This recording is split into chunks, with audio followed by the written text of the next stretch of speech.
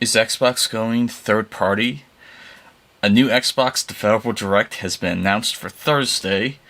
Halo 2 trailer reaction. Apparently Metal Gear Solid 1 is still getting a remake. And my end of year stats for the PlayStation system. These are the stories tonight on the Console Wars podcast.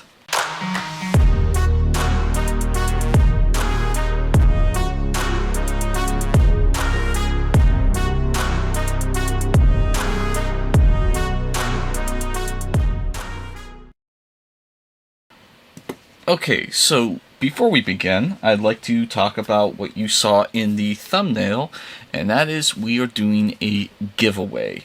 Now, the reason why we're doing a giveaway is because it's time we enter the 1,000 subscriber status. We've been doing this for years, and we're still not at 1,000 subscribers. So, I'm going to bribe you all into getting me to 1,000 subscribers.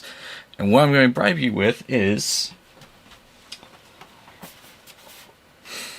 this. An Xbox One S. More specifically, my Xbox One S that I used for years until I upgraded to woohoo. And so, how does this work? Well, for starters, one of the reasons why I'm not selling this and why I'm doing a giveaway is because there's a slight issue with this one where it works perfectly fine. It plays Xbox One games, no problem loading. But for some weird reason, this doesn't like reading 4K movies or CDs and DVDs anymore. Now, it will read Xbox 360 games for backwards compatibility, and it will read Blu-rays. No problem. No issue whatsoever. But for some reason, it doesn't like reading 4K or CDs or Xbox Classic games. Now, this may be just a software issue that could be fixed with a patch that I don't know about. It could be that the disk drive is starting to fail. I'm not sure. But regardless, it's still a free console. And it will play Xbox One games. And so you're probably wondering, how do I get this console? Well, what you need to do is you need to, on any video that I mention this giveaway, not every video, but there will be key videos where I mention the giveaway, you need to like or dislike, share, and subscribe to the video, and then down in the comments below, you need to put in your public, either Facebook page or username, or your public Twitter/X username. That way I can contact you if you're the winner. And you may be thinking, well, I can just do that in the comments and I don't have to do all that other stuff. Yes, you can do that. But keep in mind, if you don't do that other stuff like or dislike, subscribe, and share the video that has the giveaway in the title, it's going to be a lot longer before we pick a winner. And this is going to be going until we reach 1,020 subscribers. The reason why it's not going to stop at 1,000 is because once we do the giveaway, there's going to be people who unsubscribe, and we're going to drop under 1,000. The goal of this is to stay above 1,000. So I'm going to wait till we get to 1,020 before we cut it off, and then we choose one lucky winner. Ship it myself. They don't have to pay a damn thing. Just I'll contact them through Facebook or X, and then get their address that way and send them their still working Xbox One S console with some issues with it. I could probably figure out how to fix it myself and sell it that way, but I figured instead of trying to go through all that hassle just to make $120, I'll just give it away. It still plays Xbox One games, no problem. And another thing is, as of right now, it won't be coming with a controller. It'll just be coming with the power cord.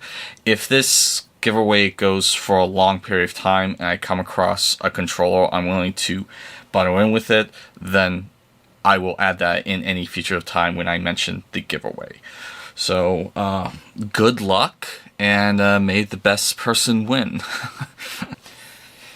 Now, in terms of housekeeping, you may have noticed, if you're a frequent watcher of this podcast, that the last 2 weeks we were off.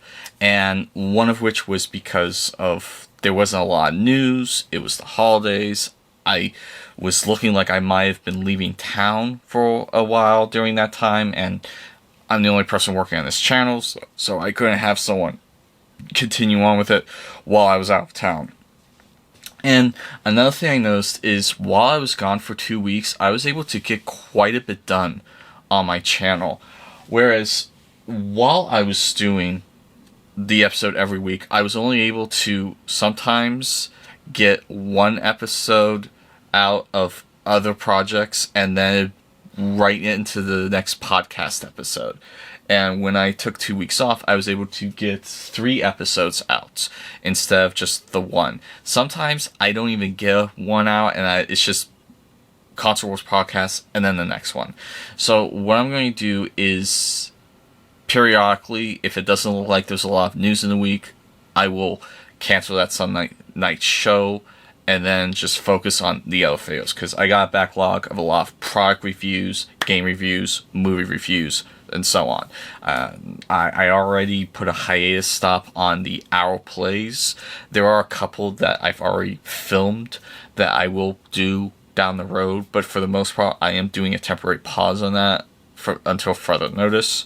I'll mention that in a couple more videos down the road. And so I will be sure to let everyone know that we are taking a break from the Console Wars podcast on the weeks that there's not a lot of information that really needs to be discussed, and so on and so forth.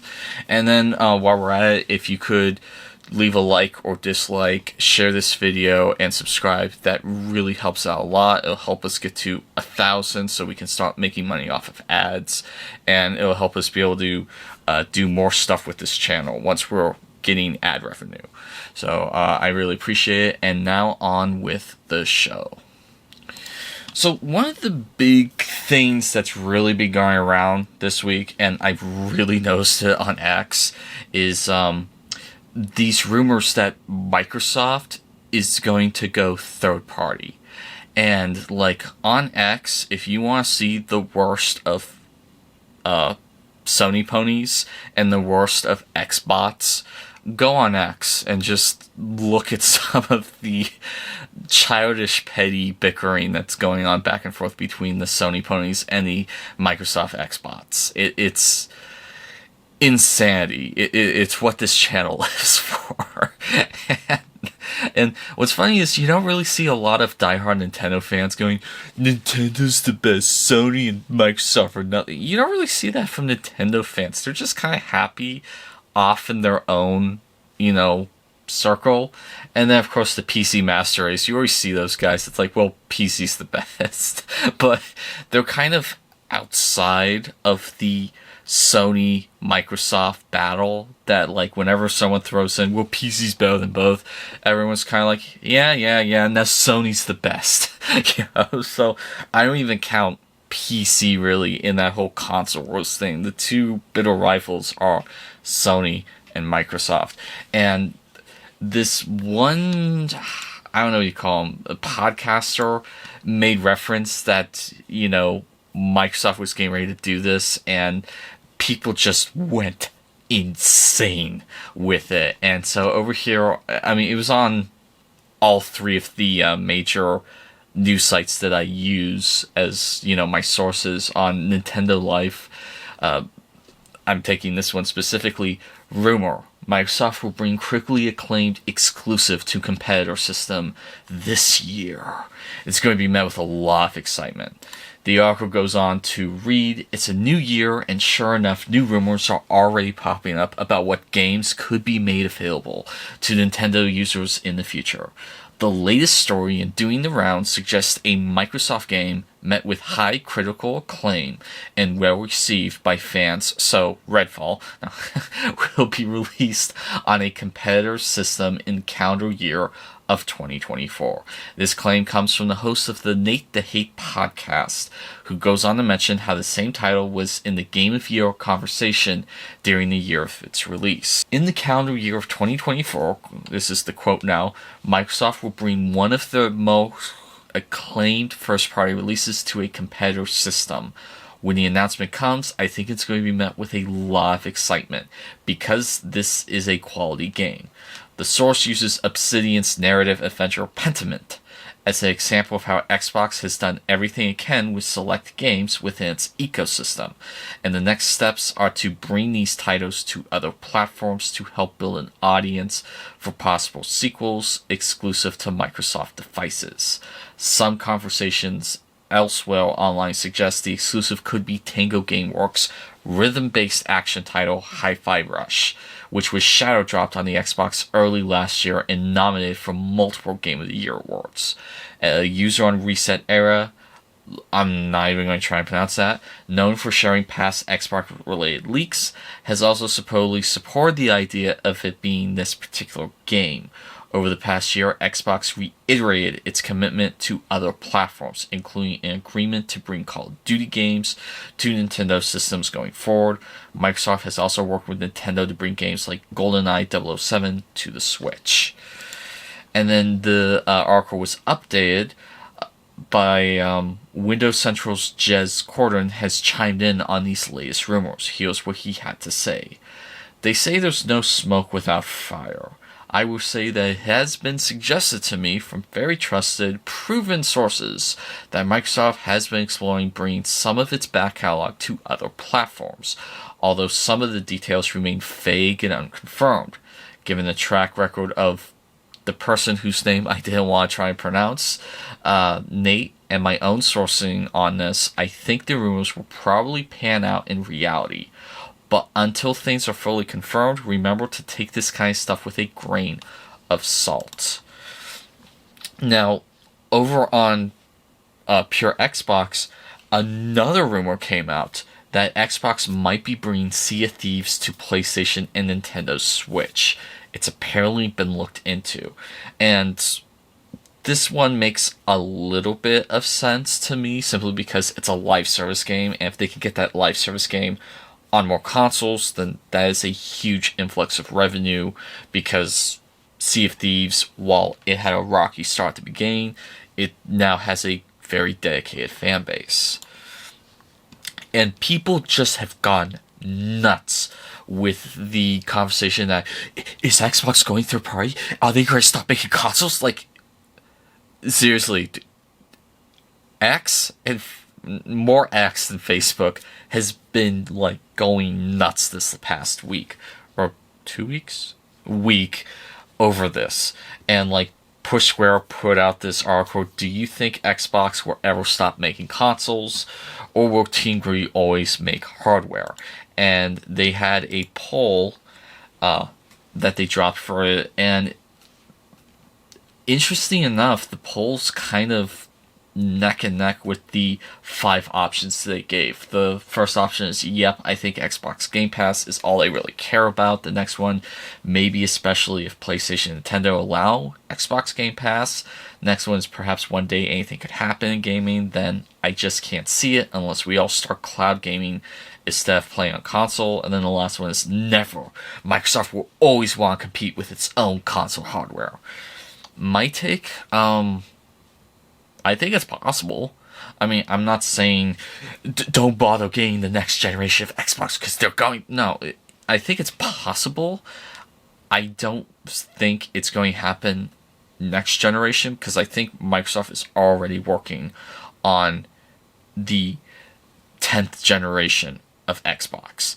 And they gotta do something fun with that, because, you know, X is the Roman numeral for 10, and so they gotta do something kind of fun with that, since the next generation is going to be the 10th generation of gaming. And so I think they are absolutely going to drop a console that generation. Whether that's an all-digital console, that's another story. But after that, I don't know. It depends on if they release Game Pass to Nintendo and Sony. It depends on if they see people doing Game Pass more on PC because some people have made a very convincing argument that there's no need in getting an Xbox console since every game that's released on there is available on PC. And so, personally, I still like the console because I don't like having to deal with optimizing a PC every single time a game doesn't want to launch on the first installation. I like the convenience of just putting the disc in and hitting play and not having to worry about, is this going to be able to run it? Is there going to be a bug that prevents me from launching it? Like, PC gamers, yeah, you have a lot of benefits, but that's one of the downsides to PC gaming is, there's a chance that it doesn't just start right when you pop it in.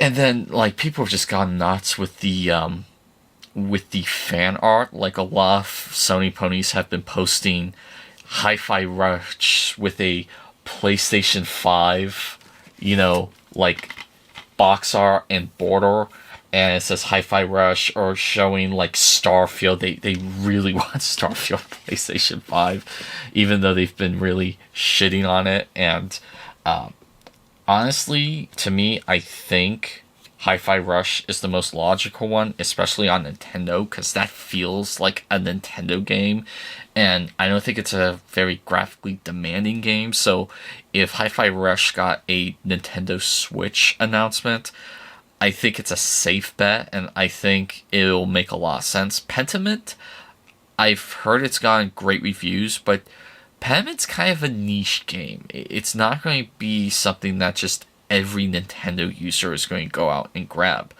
But Hi-Fi Rush, I see that as being definitely a Nintendo game. So, but getting back to the fan art, I saw this one. It's really out there. It is just so wacky, but I want to talk about it because this fan art is really impressive looking, and also I think it's not a terrible idea. And it's this fake Halo Anniversary console bundle showing like Halo Anniversary, a Nintendo Switch case, a special Combat Evolved carrying case, and then this special Master Chief Nintendo Switch. I assume it's an OLED, limited edition. And this thing looks really awesome, I have to admit. Now, the reason why I think this would be kind of a cool move for Microsoft is, one, they've already made as much money as they're going to make on the original Halo game. I mean, they've done a re-release, they've re-released it on Xbox One, digital sales. I mean, they've already made their money back on that game since it came out in 2001 and then in 2011. And the other reason why I think this would be kind of an interesting idea is, if Microsoft releases the very first Halo game on the Nintendo Switch, that's giving access to an entire generation of gamers who've never played Xbox or haven't played Xbox in a while, access to one of the flagship titles, Halo. And they play it, and then they could add just a little tiny thing at the end of the game. Hey, did you like Halo? If you get an Xbox, or get xCloud on your phone, you can play the other 6. And it's like, or the other 5. No, technically it'd be 7 if you count the 2 spin-off games. You can play the other 7. And that would be an incentive for some Nintendo fans who really enjoyed Halo Anniversary to get xCloud on the phone, or get an Xbox console. Or if they have PC, get Game Pass on their PC. I mean, that would do quite an influx of potential new Xbox gamers if they were to do that on the Switch. So, very unlikely. I think the Hi-Fi Rush route makes a little bit more sense. I got hiccups. But I thought this fan art was really cool. And so enough about that. Sticking with Xbox, they announced that a new Developer Direct event is happening this upcoming Thursday. And on Pure Xbox, the title is Xbox announces new Developer Direct event for next week. It includes 4 massive games. The article goes on to say the rumors were true. Microsoft's bringing back the Xbox Developer Direct event for 2024. Not surprising since their 2023 one was such a smash hit. And it will be taking place on January 18th, 2024, this upcoming Thursday. The games that will be featured are Indiana Jones, Avowed, Ara History Untold, and Hellblade 2. Specifically, the event will begin at 12 p.m. Pacific, 3 p.m. Eastern, and 8 p.m. UK next Thursday, or this upcoming Thursday. And it'll be followed by a global reveal show for the Elder Scrolls Online, taking place an hour later to preview 2024's biggest update. Here's a bit more about the lineup for 2024 Xbox Developer Direct. Presented by the game creators themselves, the Developer Direct offers an in-depth look at upcoming titles, how they're being created, and who's creating them. We're visiting Machine Games in Sweden to check in on their Indiana Jones game, swing by Obsidian's Irvine offices to see more from Avowed, head to Oxide Games, Maryland home to learn about Ara History Untold, and take a trip to Cambridge, England to see Senua's Saga Hellblade 2 from Ninja Theory. At first glance, the highlight of this year is the first ever gameplay trailer for Bethesda's Indiana Jones title, and the showcase will apparently feature more than 10 minutes of game and developer insights from the indie project as well. It should be noted that Activision and Blizzard won't be included, with details to come for those teams later this year. As always, we'll be hosting the Developer Direct here at Pure Xbox, so on and so forth. Okay, so, one, I think this would be a good time to announce like Hi-Fi Rush for Nintendo Switch. Like, you know, it would be a little bit fitting a year later after it was shadow dropped, you announce a shadow drop for Nintendo Switch, or announce that it's coming in a month. Probably they'll shadow drop it. I also see, if they don't do that, possibly doing another shadow drop of another small kind of double A game like Hi-Fi Rush on Xbox, because while I don't like shadow drops, it was a huge hit for them last year. And I was really hoping it didn't work out, but it did work out for them. And so I think they might be doing another shadow drop like that with this one.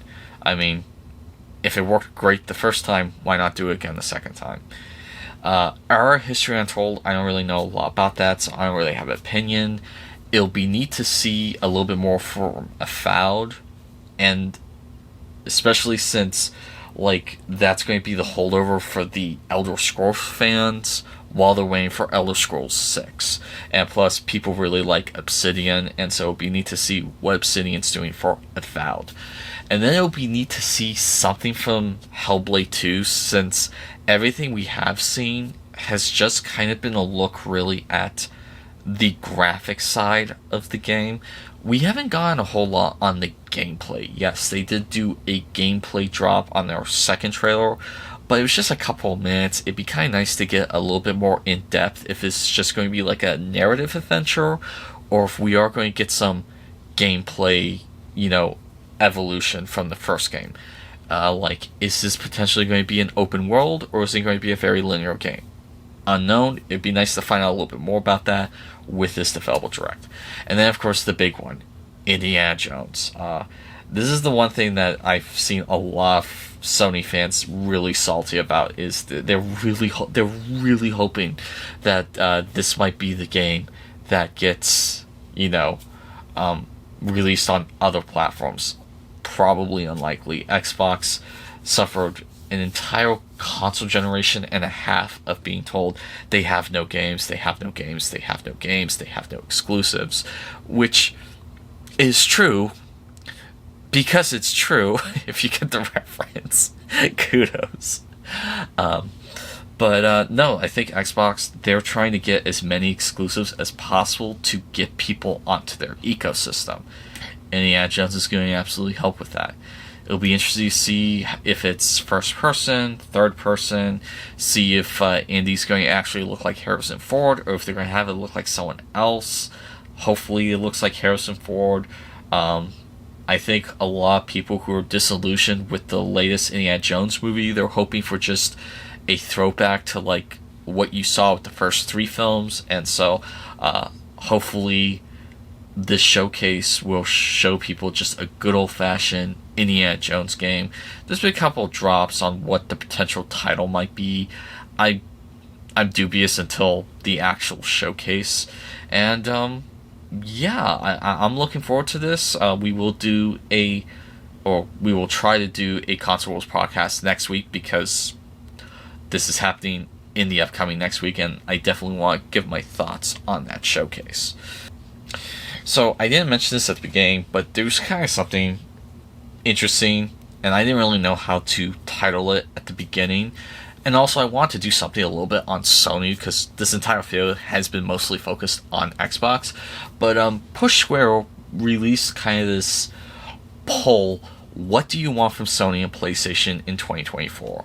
And I'm not going to read the article because they kind of just go over the options, but like, they talk about, the things that they kind of want to see, and then they did a poll on if anyone agreed with them on the things they want to see. And the things they want to see was PlayStation Studios stepping up and showing something. The next thing was a proper PlayStation showcase, like an Xbox Developer Direct or like an E3 style showcase, more than just a, PlayStation, Direct, kind of like what Nintendo does with their Nintendo Directs. And I forget what they call those, but these little like half-hour PlayStation shows they release online, kind of emulating what Nintendo started doing. And then talking about the next thing they want to see was a change in direction from PlayStation's new CEO, like what kind of CEO they're going to get, and then more information on PlayStation Live Service Plan, improvements to PlayStation Plus, information on PlayStation 5 Pro, and then a commitment to PlayStation VR 2. And they had a poll that people could participate in, and I checked like the results of this poll later on last week, and it got around 2,957 votes. So damn near 3,000 votes. And the results are interesting. I'm going to put them up now. I'm not surprised, and some of them I'm a little surprised on. So let's talk about the biggest one. At 30%, PlayStation Studios need to step up. Absolutely, yes. This generation of PlayStation is kind of feeling a little bit like the Xbox One generation was in terms of games. There are games on PlayStation. Some of the bigger ones are available on the last generation, like God of War and Horizon. So, as great as those games are, I have them. I'm going to review them at some point. I can play those on a PlayStation 4 if I want to. In terms of exclusive next-gen only games, it's been a little lackluster. I mean, Forspoken got raked over the coals. Deathloop is now on Xbox. Ghostwire Tokyo is now on Xbox.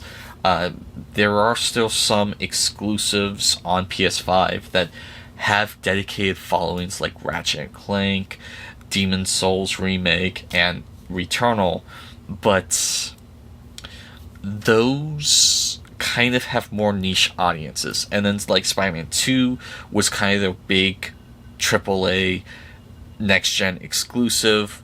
It's been mostly positive, but there has been some division among some of the Insomniac fans about that game, and all we really have in terms of AAA first-party studios exclusives coming is Wolverine, and that's been leaked that's not coming out till 2025, maybe even 2026.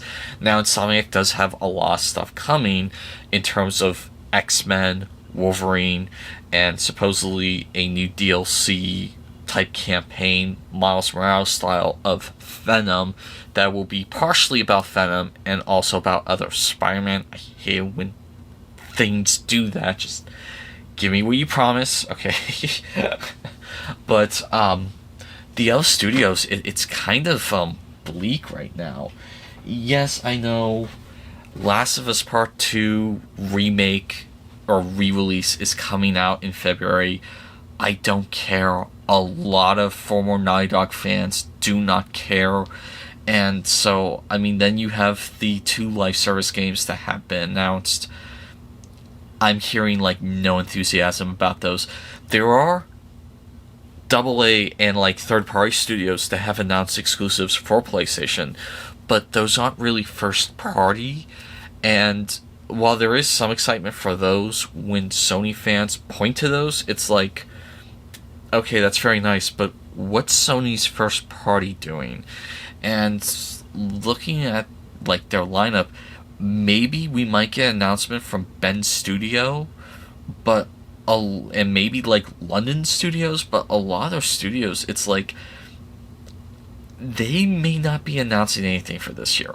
So definitely PlayStation Studios need to kind of step up and at least give us a CGI trailer or something to get Sony fans kind of talking about like, oh yeah, I definitely want to see more on Ghost of Tsushima 2, even though they may only have a CGI trailer to show off or a title card, just something for Sony fans to kind of talk about. So Xbox fans can't just say Sony has no games like they're saying now. The next one is a proper PlayStation showcase. Of course, I'm all for that.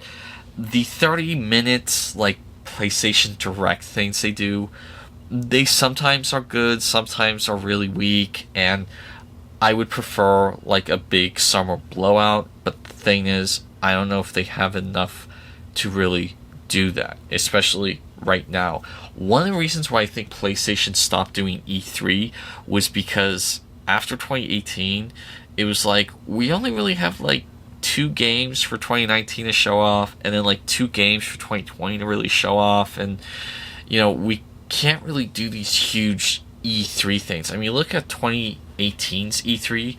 There was a lot of like concert musical shows during that, helping pad out the time so that they didn't have to show that they don't have a ton of games coming.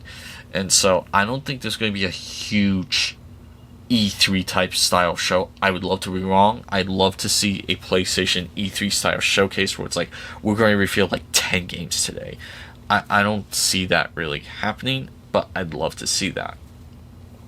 And then of course we are going to find out this year about who's going to be the new CEO for PlayStation. I'm really hoping they don't make the same mistake and hire a non-gamer businessman like Jim Ryan, who all he cared about was live service games. And I really hope they get like a Sean Layden in there, or somebody who has a passion for the games, unlike Jim Ryan. I mean, I know Jim Ryan has his fans, but most people did not like his tenure at Sony. And so it'd be nice to get another like Sean Layden, or hell, maybe even Mark Cerny.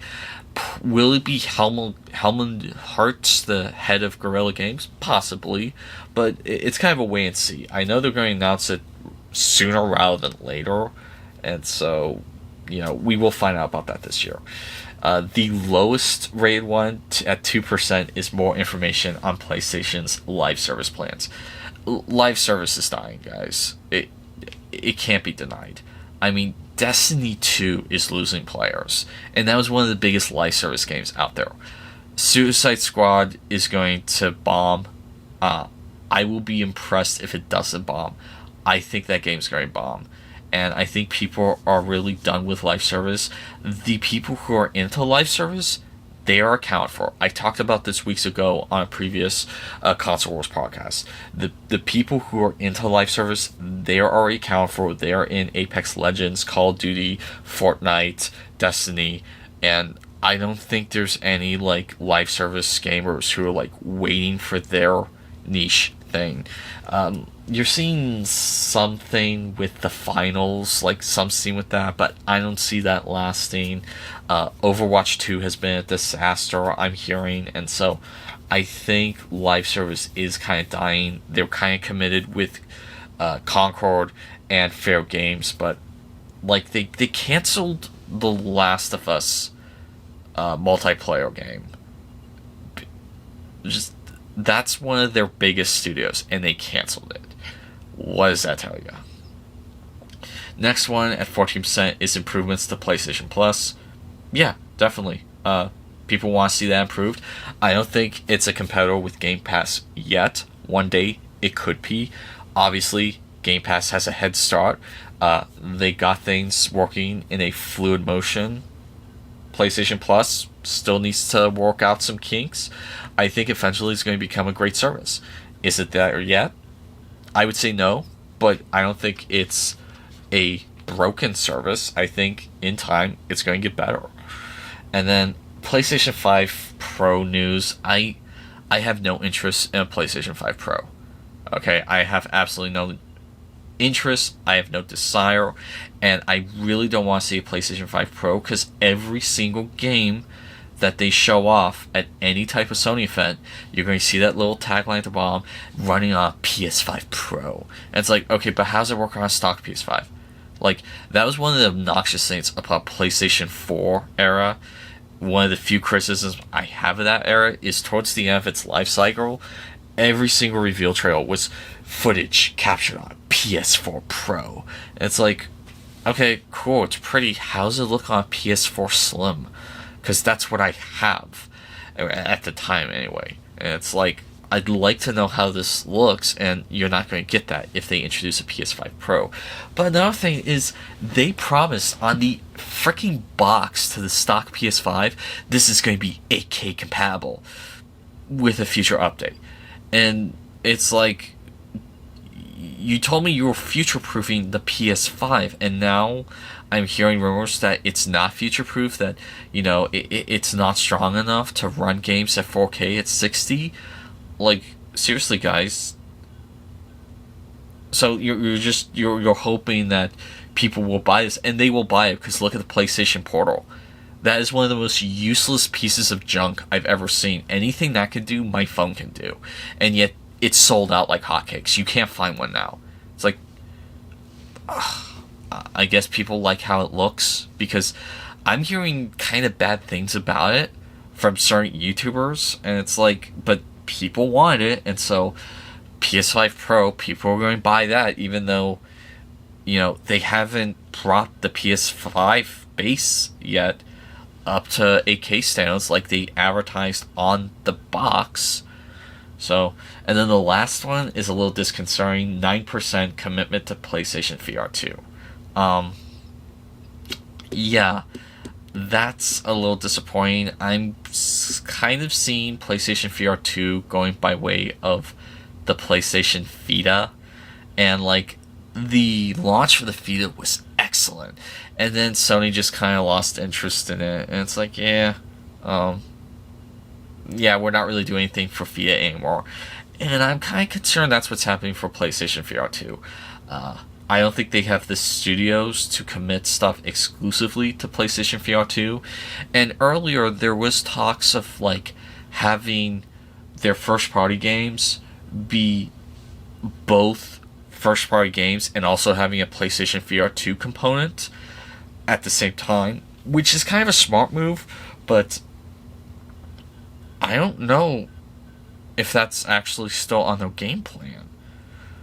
Like, was that something Jim Ryan was pushing, and now they ditched that? I mean, I've heard some YouTubers say that they think that's going to start showing up this year. I'm dubious.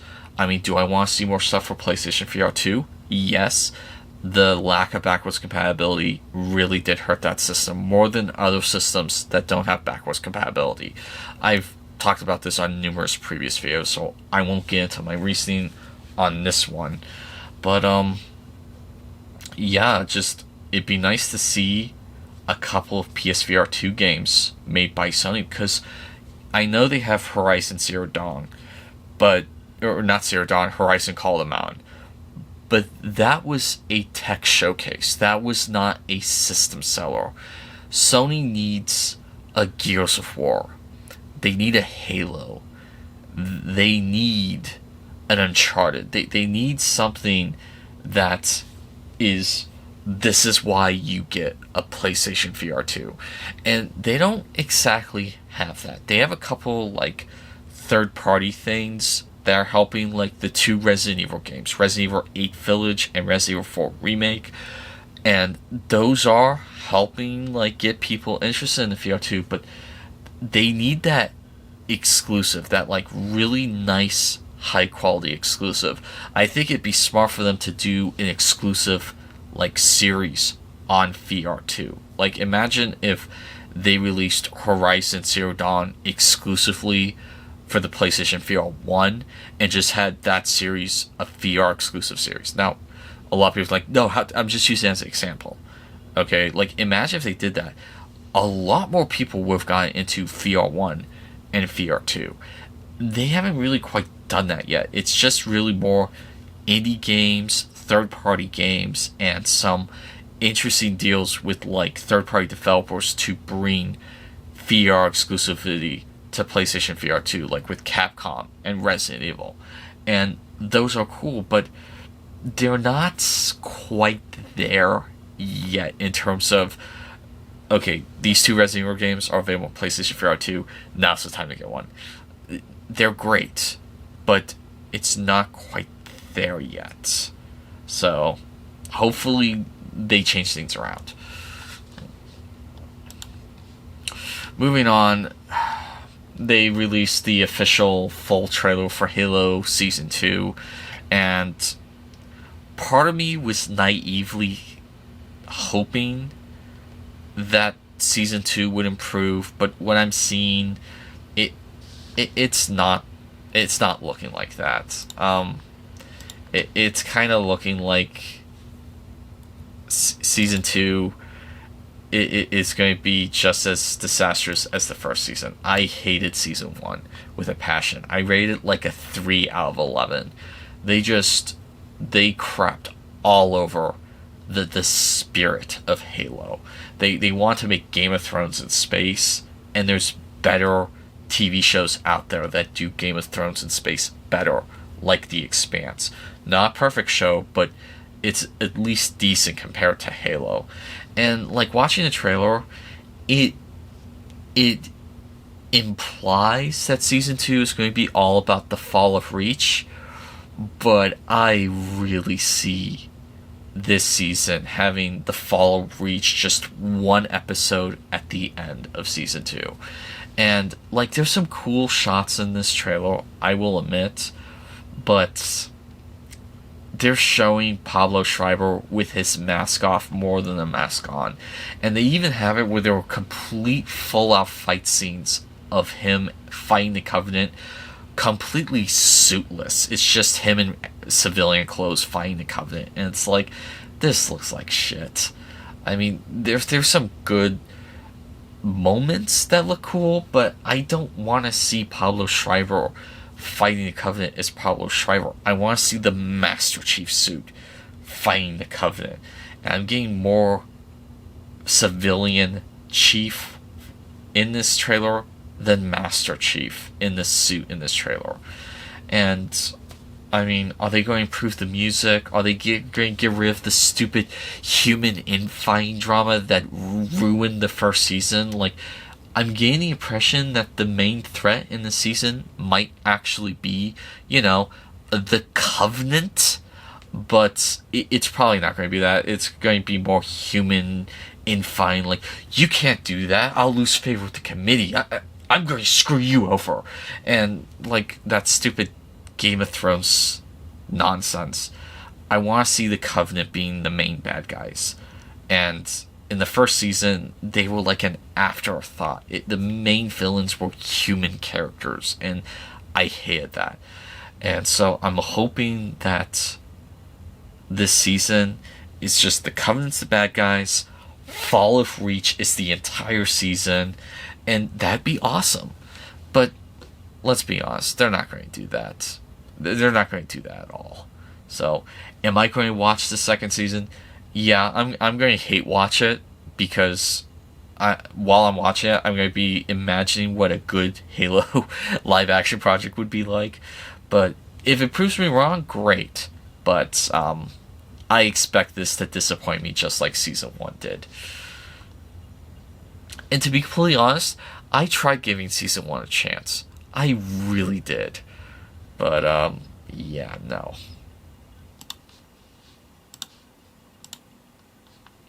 In other news, this new report came out over on Push Square that a Metal Gear Solid remake is still possibly being worked on. The title of this article is Metal Gear Solid Remake Hopes Kept Alive by New Report. Delta Snake Eater is the priority, though. Konami looks to be resurrecting its Metal Gear Solid series via ports of all the old mainline games that formed the Master Collection, with Volume 1 already out now. But a new report has reignited hopes the Japanese publisher still plans to give the original PS1 classic a full makeover. Arena Jagons, I guess is how you pronounce it, via Eurogamer, suggests that while Konami is prioritizing the upcoming remake of Metal Gear Solid 3 Snake Eater, the company is still working on a remake of the first installment. The suggestion comes after talking to multiple sources, with the site having supposedly leaked God of War Ragnarok DLC Valhalla prior to its announcement at the Game Awards, according to Eurogamer. It is reported that the remake has been in development for several years, but the developer at the helm is unknown. Though reports over the years have suggested the old Metal Gear Solid titles would be more than just ported to current-gen consoles, all we have so far is the first three in either their original form on or the remasters released on PS3. There's also Metal Gear Solid Delta Snake Eater, which is a full remake from Furchios. So, this is great news to me, because when they announced that Metal Gear Solid 3 was getting remade, yet again, it already got remade on the remaster collection and then on the 3DS. It's like, guys, we got enough Snake Eater. It's a great game, but I kind of didn't feel like that needed a remake. Am I excited about the Metal Gear Solid 3 remake? Sure, I definitely want to try it. I like that game. It'd be interesting to see slightly improved camera controls, but the game that desperately needed was Metal Gear Solid 1. That game has not aged well. I know it has its diehard, violent fans, but man, is that thing hard to look at now. I mean, looking at that game, the only reason why I have that one is for the story. The graphics did not age well at all. That thing is hard to look at, and the gameplay was atrocious. Even with the Twin Snakes GameCube remake, which I reviewed, it implemented the gameplay of the second one, which I did not like that gameplay at all. I did not like the gameplay to this series until the third one, where they brought the camera to behind the character and you could actually look where you needed to look. This top-down perspective was crap. I hated that. I've never enjoyed the gameplay of the first one. Only reason why I've ever played it again was for the story. And the only reason why I have it digitally on my PS3 is because it came with the Legacy Collection that I have, and I'll play through that again to review it and to unlock the cutscenes, so that next time I want to experience the story of one, I'll just play the cutscenes and I don't have to worry about the atrocious gameplay. And so I'm happy that supposedly they are still working on a remake to one, because that game desperately needs a remake. Another thing I'd like to see remade are the two Metal Gear games that came out on the MS-DOS, Metal Gear, and then Metal Gear 2 Snake Eater, I think it's called. They're wrapped in with the Metal Gear Solid 3 Remaster Edition. So, yeah, we'll wait and see if they actually announce this or not. And then last but not least, a couple of weeks ago, I did my 2023 wrap-up on the Xbox ecosystem that I had, my top 5 played games and whatnot. And I got my PlayStation wrap-up Now, they didn't email me. It just turned out like it was just, oh yeah, by the way, there's a website you can go to. And I found out like weeks after it became available. But I went to it and I checked out my top 5 played games of 2023. And some of them made sense to me. And a couple kind of surprised me. And so, yeah, let's get into that. So, at number 5 on my most played games was Gran Turismo 7. I played that for about 12 hours. I completed about 5% of the game. Or, no, that's not complete. That's playtime ratio.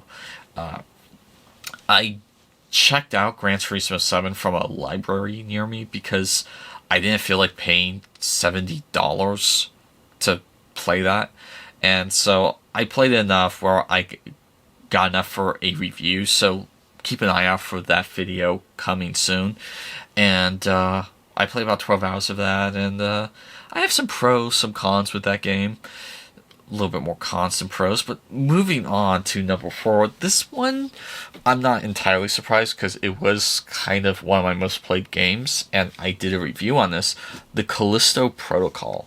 I'll leave a link down the review for that game. I played about 14 hours of that game, and I had fun with that game.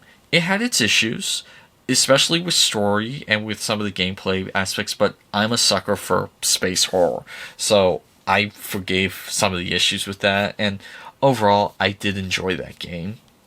And so that's my number 4 most played game. At my number 3 most gameplay is a game that I haven't finished, but I started playing, and I started like working on the review for this, but I haven't finished this game yet, and that's Ghost of Tsushima, the Director's Cut, available on PS5. It originally came out on PlayStation 4, and then they came out with the Director's Cut, which you could get on PlayStation 4, but it also had the next-gen updates that you could get for the PlayStation 5. And, yeah, I played about 23 hours of that game, and, I've been having a pretty solid time with that game. I'm not really big into Japanese culture, but no, that's been a really fun game. And so that was at my number 3. I'm actually surprised I played that much of it.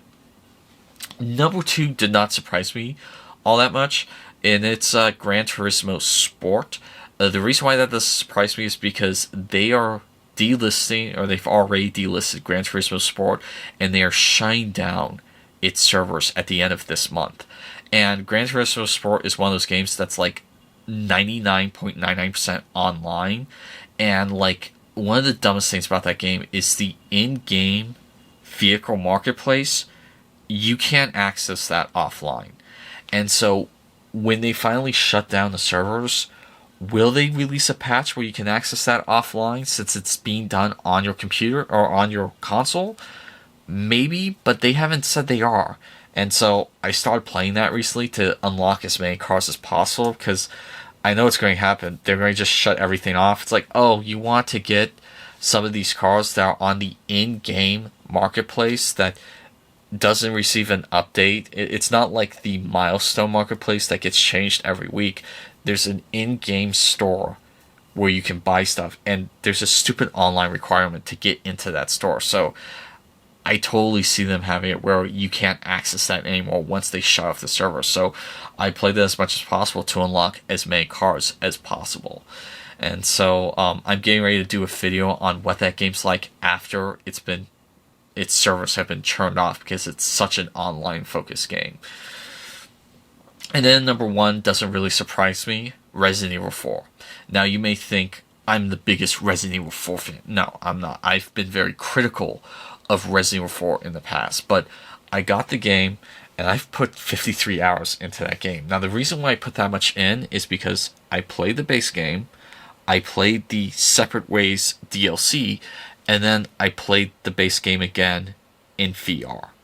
And I will have videos on all those coming soon. Actually, my next video game review is going to be the base Resident Evil 4 remake review, and I have some thoughts on that game.